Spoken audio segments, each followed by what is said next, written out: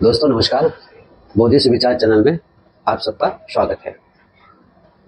आजकल दोस्तों पितर पक्ष चल रहे हैं और इसमें कहते हैं कि जो पूर्वज हैं जिनकी डेथ हो चुकी है, मृत्यु हो चुकी है, तो ऐसे जो पूर्वज हैं तो इन पूर्वजों को जो है श्राद्ध किया जाता है।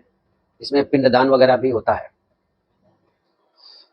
तो इसके विषय पर हम चर्चा आज करेंगे कि वास्तव में इसकी सच्चाई क्या है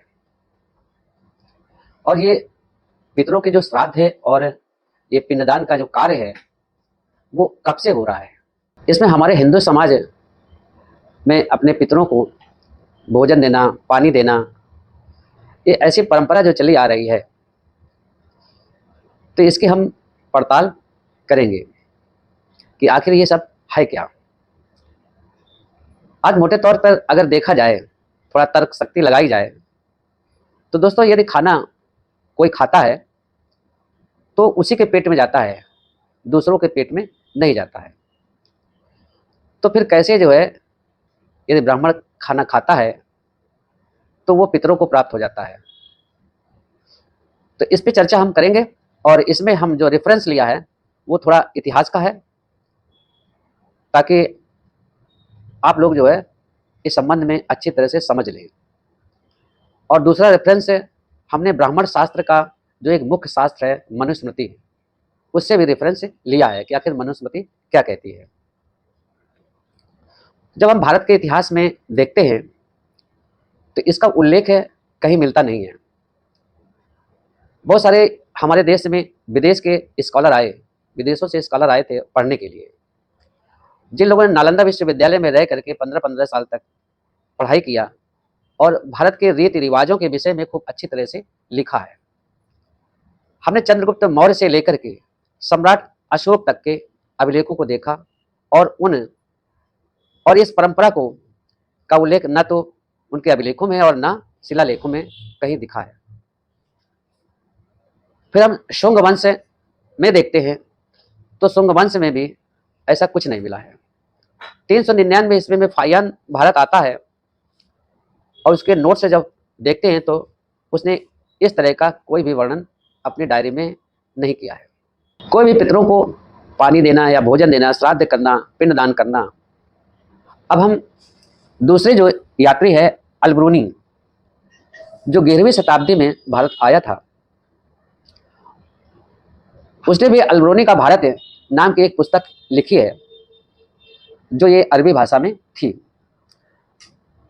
इस पुस्तक को भारत सरकार ने, एक जर्मन विद्वान थे, वो एडवर्ड सचो थे, उनके द्वारा जो है वो अंग्रेजी में अनुवाद कराया था। इस पुस्तक का बाद में 19वीं सदी में इस पुस्तक का जो हिंदी अनुवाद है वो 19वीं सदी में संतराम बीए प्रजापति जो थे, वो कई भाषाओं के ज्ञाता थे, इतिहासकार भी थे और एक अच्छे लेखक भी थे, तो उन्होंने हिंदी में उसका अनुवाद किया था। अलब्रूनी ये प्रसिद्ध एक विचारक और इतिहासकार तथा वैज्ञानिक थे। इन्होंने ब्राह्मण धर्म की बहुत सारी बातों को अपनी पुस्तक में लिखा है, परंतु पितरों का पिंडदान या श्राद्ध करना, इस विषय पर उसने कोई भी उल्लेख नहीं किया है। इससे पता चलता है कि 11वीं शताब्दी तक और 12वीं शताब्दी तक इस तरह के जो कार्य होते थे श्राद्ध के, वो नहीं है। ये उसके बाद ही प्रारंभ हुए हैं। इससे यह भी पता चलता है कि बाद में ये पंडा पुरोहित अपना पेट पालन करने के लिए और एक व्यवसाय के रूप में ये प्रयोग किया है। मनुस्मृति में इसका उल्लेख मिलता है, जिससे हमें लगता है कि मनुस्मृति इसके बहुत बाद में लिखी गई है। ये प्रश्न बिल्कुल वाजिब भी है और मनुस्मृति पर एक प्रश्न चिन्ह तो खड़ा ही होता है। अब मनुस्मृति में पितरों को पिंडदान और भोजन पानी आदि को देखते हैं कि इसमें क्या लिखा है। तो हम मनुस्मृति के अध्याय 3 को देखते हैं तो इस पुस्तक के संपादक जो मनुस्मृति है जिसका हम रेफरेंस दे रहे हैं, ये पुस्तक रुपेश ठाकुर प्रसाद हैं जिन्होंने इस पुस्तक का अनुवाद किया है, और इस पुस्तक के जो टीकाकार हैं वो गणेश दत्त पाठक हैं। किसी साहित्य या धर्म शास्त्र के लिखने के लिए लेखन सामग्री का होना आवश्यक है। इसलिए हमें ये ऐसा लगता है, यह आवश्यक है कि आखिर जो लिखने का लेखन की सामग्री है, कागज, वो भारत में कब आया और लिखने की कला क्या थी। इसका कागज का जो इतिहास है वो ये है कि कागज का सबसे पहले आविष्कार अरब देशों में हुआ था, और इसके बाद जो है अरब के रास्ते से चाइना में गया था। भारत तो एक बहुत बड़ा औद्योगिक केंद्र था, और यहाँ से अरब देशों का व्यवसाय भी होता था। यहाँ अरब देशों के लोग आते थे और भारत के लोग भी वहाँ जाते थे, तो आपस में एक व्यवसाय करते थे। तो इसी वजह से अरब देशों में कागज भारत में आया था, और भारत में जो बौद्ध धर्म के लोग थे उसका प्रयोग काफी पहले से कर रहे थे। कागज में लिखने की जो बातें हैं, ब्राह्मण ये बिल्कुल लिखते नहीं थे कागज में, या किसी भी जगह पर वे लिखते नहीं थे। कागज में जो ब्राह्मणों ने लेखन का कार्य किया है वो 13वीं-14वीं शताब्दी के बाद किया है। इसलिए जो इन्होंने धर्मशास्त्र अपने लिखे हैं बहुत बाद में लिखे हैं। ये कहने को तो कहते हैं कि हमारे धर्मशास्त्र बहुत प्राचीन है, 5000, 7000, कभी लाखों वर्ष से। अब मुंह से कुछ भी बोलना है तो बोल सकते हैं, लेकिन इनके पास कोई प्रमाण नहीं होते हैं। बस अब प्रमाण ना होने के कारण ये कहीं भी अपनी बात को कह नहीं पाते हैं, बस सिर्फ अपने मन में जो है समझ करके और मुंह से गपोड़ते रहते हैं। तर्क का ज्ञान और विवेक के अभाव में इन लोगों ने जो अपने धर्मशास्त्रों में बातें लिखी हैं उससे ये लगता है कि इनमें कोई ज्ञान था नहीं, और बिल्कुल स्पष्ट हो जाता है कि ये पाखंड और अंधविश्वास जो इन्होंने लिखा है वो किसी भी तर्क शक्ति के आधार पर उचित नहीं है या तर्क संगत नहीं है। यहाँ के सीधे सारे लोग अंधविश्वास और पाखंड का शिकार होते रहते हैं इन शास्त्रों के द्वारा। सबसे पहले हम मनुस्मृति से जानने का प्रयास करेंगे कि पितृ किसके और कौन है, ये आखिर कौन से ये पूर्वज हैं और ये किसके हैं, ये ब्राह्मणों के हैं या भारत में रहने वाले सभी लोगों के हैं। इसके हमें तहकीकात करनी चाहिए, इसमें पड़ताल करनी चाहिए। वैसे पितृपक्ष और मातृपक्ष अच्छी तरह से समझने के लिए थोड़ा हम इतिहास पर भी नजर डालते हैं, और हमें डालना भी चाहिए। तो वहां से तो ये पता चलता है कि भारत में जो सम्यक सभ्यता थी, जिसे हम बौद्ध सभ्यता कहते हैं, तो उसमें दो पक्ष होते थे, पितृपक्ष और मातृपक्ष।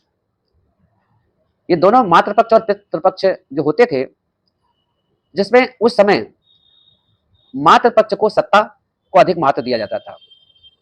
जो मातृ पक्ष होता था वो जो सत्ता जो है उसको हमें वहां पर अधिक प्राथमिकता उस समय दी जाती थी। यहां तक कि राजाओं के नाम जो होते थे तो वो नाम के पहले माता का नाम दिया जाता था, यानी राजा के नाम का परिचय पहले उसकी माता से होता था। बस इसी को ब्राह्मणों ने अपने धर्म ग्रंथों में पितर पक्ष या मातृ पक्ष कह करके पिंडदान और श्राद्ध का पाखंड रचने का कार्य किया है, और एक व्यवसाय बना करके लोगों से झूठ बोल करके धन उगाही और पेट भरने का काम किया है। अब हम मनुस्मृति के मंत्र जो 194 है वो पितरों की उत्पत्ति के विषय में क्या बताती है, यानी ये पितर कौन है, कैसे उत्पत्ति होती है, तो इसका वर्णन जो है वो मनुस्मृति में करते हैं।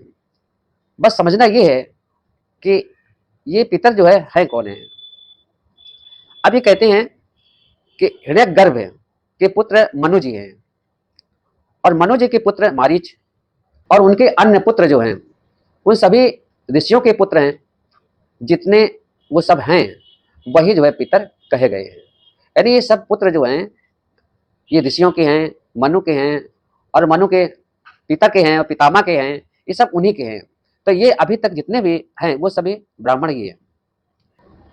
इसमें जो श्राद्ध करता है उस श्राद्धकर्ता के पितरों से कोई लेना देना नहीं है, क्योंकि श्राद्ध तो ब्राह्मण सभी से कहता है कि अपने पितरों का श्राद्ध करो, लेकिन उनके पितरों का जो है यहाँ पर कोई लेना देना नहीं है।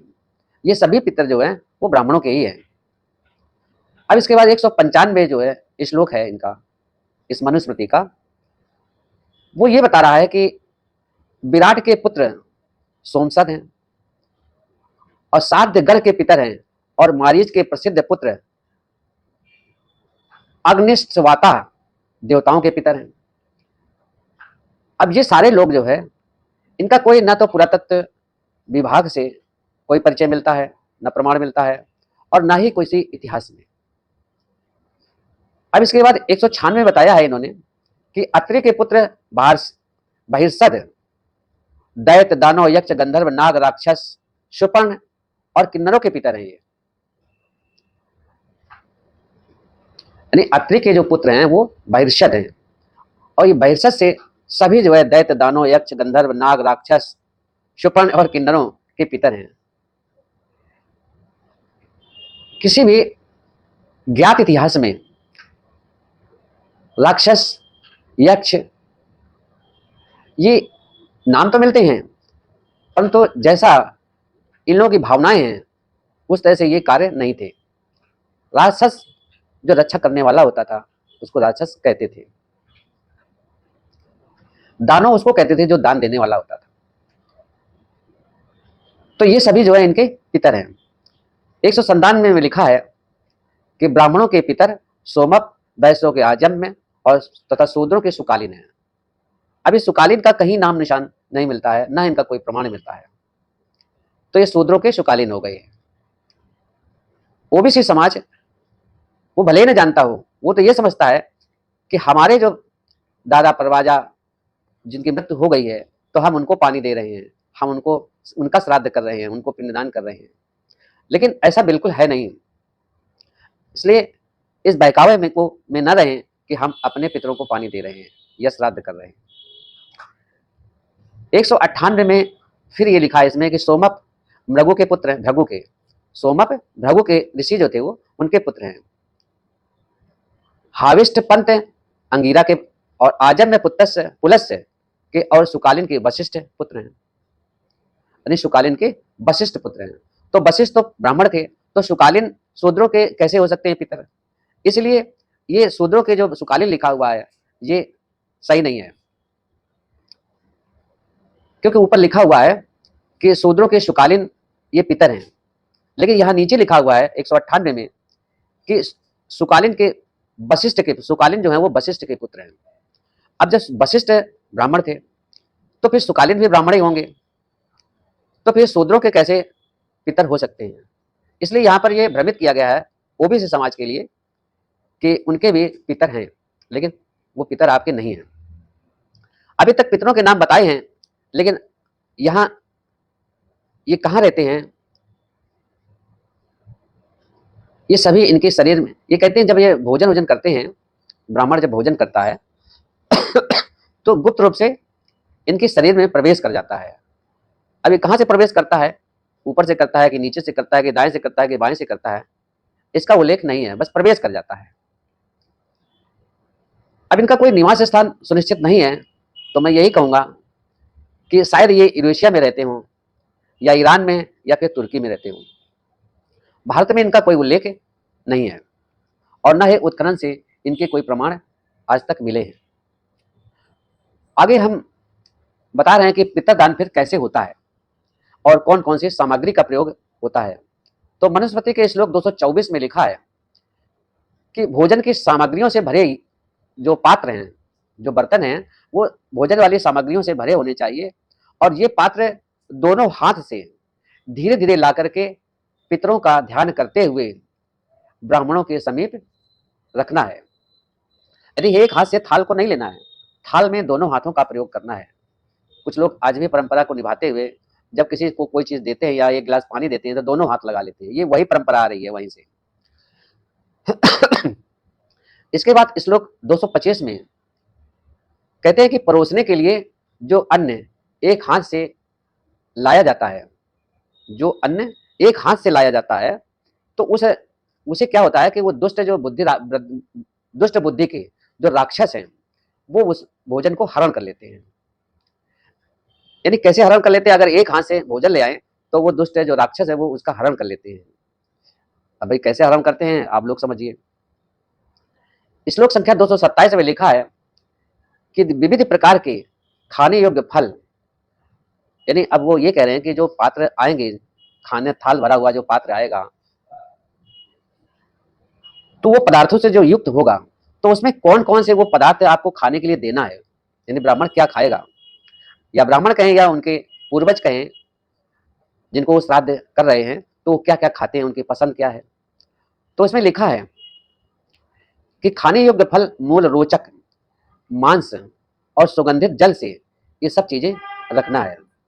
उस बर्तन में क्या क्या रखना है, जो पात्र होगा खाने का, तो उन खाने वाले जो पदार्थ होंगे उसमें मांस भी होगा, सुगंधित जल से सब चीजें, जो जल होगा वो बहुत सुगंधित होगा, और वो सारी चीजें थाल में रख करके आपको देना है। इसके बाद 236 में लिखा है कि भोजन के सभी पदार्थ अधिक गर्म रहना चाहिए, क्योंकि ठंडा भोजन हो जाएगा तो खाने का मजा कुछ किरकिरा हो जाएगा, खाने का मजा नहीं आएगा। तो ये ब्राह्मण मौन होकर के फिर उन पदार्थों को बड़े चाव से खाता है। और श्राद्धकर्ता भोजन के गुण व दोष को उस समय बिल्कुल पूछना नहीं चाहिए कि कैसा है, स्वादिष्ट है या अच्छा है, इसको इसमें कोई चर्चा नहीं करना चाहिए, क्योंकि उसको जो है खाना खाना है बस। तो उसका मन जो है टोटल वो खाने में लगा हुआ है। और इनके शरीर में गुप्त रूप से या गुप्त तरह से वो इनके जो जो पितर हैं वो प्रवेश कर चुके होते हैं। तो इसलिए कम से कम एक दिन में ही 4 दिन का खाना तो चला ही जाएगा। एक एक ब्राह्मण के पास 4-4 पितर तो कम से कम होंगे ही, शरीर में प्रवेश कर गए होंगे। अब इसके बाद श्लोक 257 है, उसमें बताया है कि मुनियों के खाद्य, जो खाद्य सामग्री होगी उसमें अन्न होगा, दूध होगा और सोम रस भी होगा। अब सोम रस को तो आप लोग जानते होंगे, शायद मुझे तो नहीं पता है, लेकिन अगर थोड़ा सा समझते हैं तो हमें लगता है कि इसको शराब से ही जोड़ा जाएगा। और इसके बाद कहते हैं अविकृत मांस, अविकृत, विकृत माने खराब, अविकृत खराब ना हो, शुद्ध हो, ताजा हो, बढ़िया मांस हो, और उसमें सेंधा नमक भी साथ में होना चाहिए। तो ये कहते हैं स्वभाव से ही ये पितरों के लिए विशेष होते हैं। इनमें पितर जो है खाने में जो है उनको और थोड़ा आनंद आता है, तृप्ति उनको अच्छी मिलती है। तो श्राद्ध का काम जो है ये अच्छा होगा। श्लोक 270 में बताया है कि पितरों के शांति भोजन के प्रकार पर निर्भर है। भाई आप पितरों को अगर शांति प्रदान करना चाहते हैं तो भोजन के जो भोजन देते हैं या जो भोजन योग्य पदार्थ है आपको, अब पदार्थ ये कैसे होना चाहिए। अगर आपके पदार्थ अच्छे नहीं होंगे तो फिर पितरों की शांति जो है उतनी अच्छी नहीं हो पाएगी। आपके पितर जो है सब रोते रहेंगे बेचारे, अशांत रहेंगे, परेशान रहेंगे। इसलिए जो ब्राह्मण बता रहा है वो सारी चीजें होनी चाहिए। इसलिए वो श्लोक 270 में कहते हैं कि मछलियों के मांस से, आपके पितर जो है वो मछलियों का जब मांस खाते हैं तो वो 2 महीने तक ही संतुष्ट रहते हैं, उनको जो तृप्ति मिलती है वो 2 महीने तक ही रहती है। और अगर हिरण का मांस आप देते हैं तो 3 महीने रहते हैं। आप सोच लो इस तरह से खूब अच्छी तरह से, क्योंकि जिस समय श्राद्ध करते हो, पिंडदान करते हो, तो इन सामग्रियों का होना जरूरी है, क्योंकि आपके जो पितर हैं वो शांत हो जाए, उनको तृप्ति मिल जाए, तभी तो पुण्य मिलेगा। इसके बाद आगे कहते हैं कि भेड़ के मांस से 4 महीने, अगर भेड़ का मांस उनको दिया जाए अच्छा, तो 4 महीने आपके पितर जो है वो उनको तृप्ति मिल जाएगी। और इसके बाद कहते हैं अगर पक्षी का मांस देते हैं तो 5 महीने आपके पितर संतुष्ट रहेंगे। इसके बाद 269 जो श्लोक नंबर है उसमें कहते हैं कि बकरे के मांस से 6 महीने, अगर बकरे का मांस आप लोग उसमें श्राद्ध में रखते हैं और ब्राह्मण खाता है तो आपके पितर 6 महीने तक तृप्त रहेंगे, आनंद लेंगे। इसके बाद कहते हैं अगर हिरण का मांस हो तो उससे 7 महीने तक पितर आपके खुश रहेंगे। इसके बाद कहते हैं अगर रूरू नामक हिरण का मांस हो, ये रूरू नाम का कोई हिरण होगा, कोई प्रजाति होगी, बहुत अच्छी होगी। अब यही लोग जानते हैं क्योंकि खाते आते रहते हैं ना, तो इन लोगों को पता रहता है कि रूरू नामक जो हिरण का मांस है वो यदि श्राद्ध में प्रयोग करते हैं, श्राद्ध में ब्राह्मण को खिलाते हैं, तो आपके पितर 9 महीने तक पितरों की तृप्ति रहती है और वो शांत रहेंगे। और वहाँ पर वो जहाँ पर होंगे तो वो खुशियाँ मना रहे होंगे, मनाएंगे। कहाँ रहते हैं हमें तो नहीं पता है, कौन से जगह पर रहते हैं। इन पितरों की तृप्ति हेतु और अन्य चीजें भी हैं, विषय में इसमें उल्लेख है। इन पितरों की तृप्ति हेतु और अन्य जो विषय हैं उसमें उल्लेख इसमें किया गया है, परंतु वीडियो अधिक बड़ा होने की वजह से, अधिक लंबा होने की वजह से हम उन सभी सारी चीज़ों को नहीं बता पा रहे हैं। हालांकि उन्होंने ये चीज़ लिखी है, अगले श्लोक में लिखा है कि ये सफ़ेद बकरा हो, अगर सफ़ेद बकरे का मांस जो है आप अगर श्राद्ध में प्रयोग करते हैं और ब्राह्मण अगर खा लेता है तो वो उनके जो पूर्वज हैं, जो पितर हैं, वो पूरे 1 साल तक जो है तृप्त रहते हैं। इसलिए आप समझ गए होंगे कि हमें पितरों को शांत रहने के लिए, उनको खुश रखने के लिए हमें क्या क्या भोजन देना है, ब्राह्मणों को क्या क्या खिलाना है। तो साथियों, आज का वीडियो जो है हम यही समाप्त करते हैं, और वीडियो को आप लोग जो है सब्सक्राइब करें, शेयर करें, लाइक करें। सब्सक्राइब करने से नोटिफिकेशन आपके पास पहले पहुंच जाएगा, इसलिए सब्सक्राइब करना आवश्यक है। दोस्तों, वीडियो पूरा देखें, क्योंकि तभी जो है समझ में आपके आएगा। अगर 2-4 लाइन देखते हैं तो आप जो हमने मेहनत की है उसका रिजल्ट आपको पूरा नहीं मिल पाएगा, इसलिए वीडियो पूरा देखें। तो दोस्तों, आज तक यही है। नमस्ते, नमो बुद्धाय, जय भीम, जय भारत।